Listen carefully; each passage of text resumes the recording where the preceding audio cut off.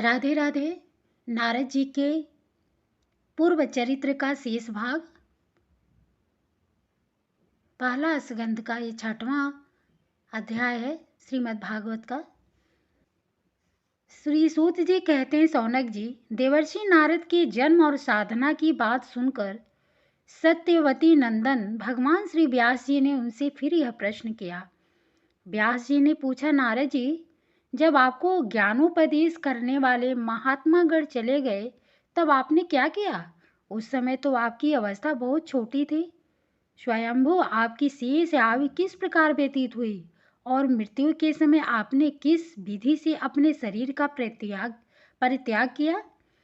देवर्षि, काल तो सभी वस्तुओं को नष्ट कर देता है।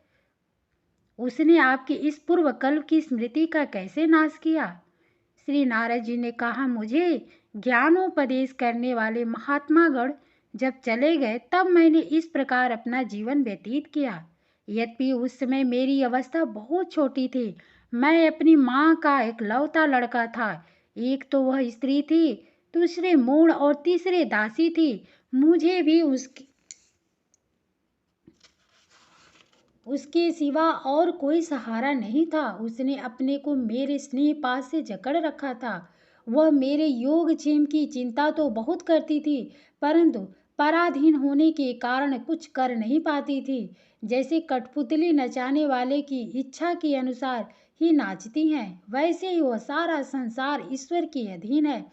मैं भी अपने माँ के स्नेह बंधन में बंधकर उस ब्राह्मण बस्ती में ही रहा। मेरी अवस्था केवल 5 वर्ष की थी। मुझे दिशा, देश और काल के संबंध में कुछ भी ज्ञान नहीं था। एक दिन की बात है, मेरी माँ गौ दूहने के लिए रात के समय घर से बाहर निकली। रास्ते में उसके पैर में सांप छू गया। उसने उस बेचारी को डस लिया। उस सांप का क्या दोष, काल की ऐसी प्रेरणा थी। मैंने समझा भक्तों का मंगल चाहने वाले भगवान का यह भी एक अनुग्रह ही है। इसके बाद मैं उत्तर दिशा को चल पड़ा।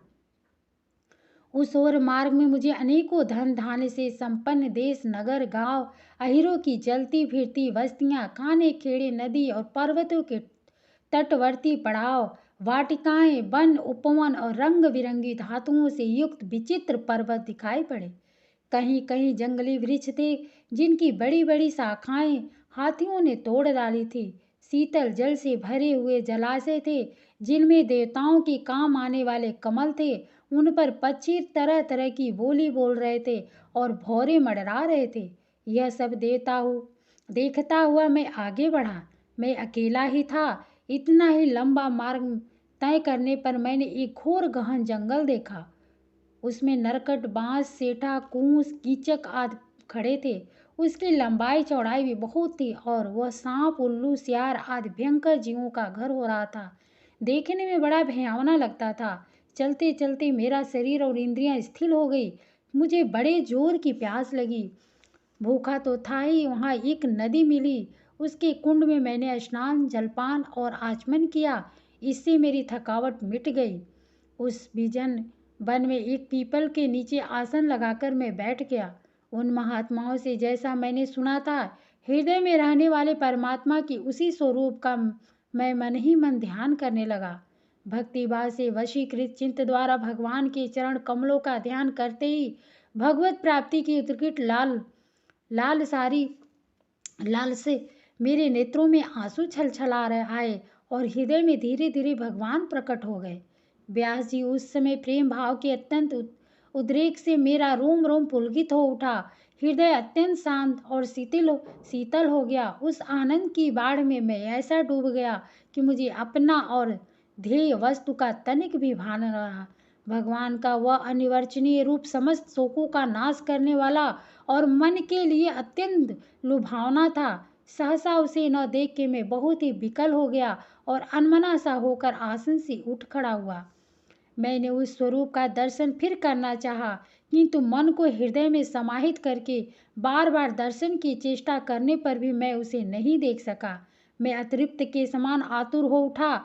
इस प्रकार निर्जन वन में मुझे प्रयत्न करते देख स्वयं भगवान ने, जो वाणी के विषय नहीं है, बड़ी गंभीर और मधुर वाणी से मेरे शोक को शांत करते हुए से कहा, खेद है कि इस जन्म में तुम मेरा दर्शन नहीं कर सकोगे। जिनकी वासनाएं पूर्णतया शांत नहीं हो गई है, उन अधकचरे योगियों को मेरा दर्शन अत्यंत दुर्लभ है। निष्पाप बालक, तुम्हारे हृदय में मुझे प्राप्त करने की लालसा जागृत करने के लिए ही मैंने एक बार तुम्हें अपने रूप की झलक दिखाई है। मुझे प्राप्त करने की आकांक्षा से युक्त साधक धीरे धीरे हृदय की संपूर्ण वासनाओं को भली भांति त्याग कर देता है। अल्पकालीन संत सेवा से ही तुम्हारी चित्तवृत्ति मुझ में स्थिर हो गई है। अब तुम इस प्राकृत मलिन शरीर को छोड़कर मेरे पार्षद हो जाओ। मुझे प्राप्त करने का तुम्हारा यह दृढ़ निश्चय कभी किसी प्रकार का नहीं टूटेगा। समस्त सृष्टि का प्रलय होने जाने पर भी मेरी कृपा से तुम्हें मेरी स्मृति बनी रहेगी। आकाश के समान अव्यक्त सर्वशक्तिमान महान परमात्मा इतना कहकर चुप हो गए। उनकी इस कृपा का अनुभव करके मैंने उन श्रेष्ठों से भी श्रेष्ठतर भगवान को सिर झुकाकर प्रणाम किया। तभी से मैं लज्जा संकोच छोड़कर भगवान के अत्यंत रहस्यमय और मंगलमय मधुर नामों और लीलाओं का कीर्तन और स्मरण करने लगा। स्पृहा और मद मत्सर मेरे हृदय से पहले ही निर्मित हो चुके थे। अब मैं आनंद से काल की प्रतीक्षा करता हुआ पृथ्वी पर विचरने लगा। व्यास जी, इस प्रकार भगवान की कृपा से मेरा हृदय शुद्ध हो गया, आसक्ति मिट गई और मैं श्री कृष्ण पारायण हो गया। कुछ समय बाद जैसे एकाएक बिजली कौंध जाती है, वैसे ही अपने समय पर मेरी मृत्यु आ गई। मुझे शुद्ध भगवत पार्षद शरीर प्राप्त होने का अवसर आने पर प्रारब्ध कर्म समाप्त हो जाने के कारण 5 भौतिक शरीर नष्ट हो गया। कल्प के अंत में जिस समय भगवान नारायण एकावड़ प्रलयकालीन समुद्र के जल में शयन करते हैं, उस समय उनके हृदय में शयन करने की इच्छा से इस सारी सृष्टि को समेटकर ब्रह्मा जी जब प्रवेश करने लगे, तब उनके श्वास के साथ मैं भी उनके 1 सहस्त्र चतुर्योगी बीत जाने पर जब ब्रह्मा जगे और उन्होंने सृष्टि करने की इच्छा की, तब उनकी इंद्रियों से मरीचि आदि ऋषियों के साथ मैं भी प्रकट हो गया। तभी से मैं भगवान की कृपा से बैकुंठादि में और तीनों लोकों में बाहर और भीतर बिना रोक टोक विचरण किया करता हूँ।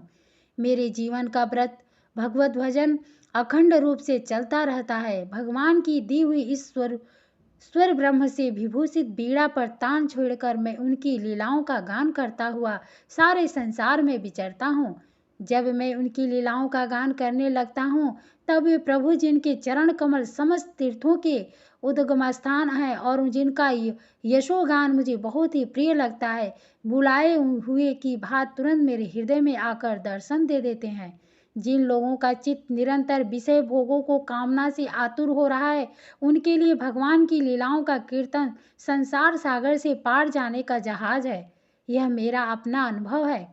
काम और लोभ की चोट से बार बार घायल हुआ हृदय श्री कृष्ण सेवा से जैसी प्रत्यक्ष शांति का अनुभव करता है, यम नियम आदि योग मार्गों में वैसी शांति नहीं मिल सकती। व्यास जी, आप निष्पाप हैं। आपने मुझसे जो कुछ पूछा था वह सब अपने जन्म और साधना का रहस्य तथा आपकी आत्मतुष्टि का उपाय मैंने बतला दिया। श्री सूत जी कहते हैं, शौनक आदि ऋषियों देवर्षि नारद ने व्यास जी से इस प्रकार कहकर जाने की अनुमति ली और वीणा बजाते हुए स्वच्छंद विचरण करने के लिए वह चल पड़े। आहा, ये देवर्षि नारद धन्य हैं, क्योंकि ये सारंग पाणी भगवान की कीर्ति को अपनी बीड़ा पर गा गा कर स्वयं तो आनंद मग्न होते ही हैं, साथ साथ इस त्रितापयत जगत को भी आनंदित करते रहते हैं।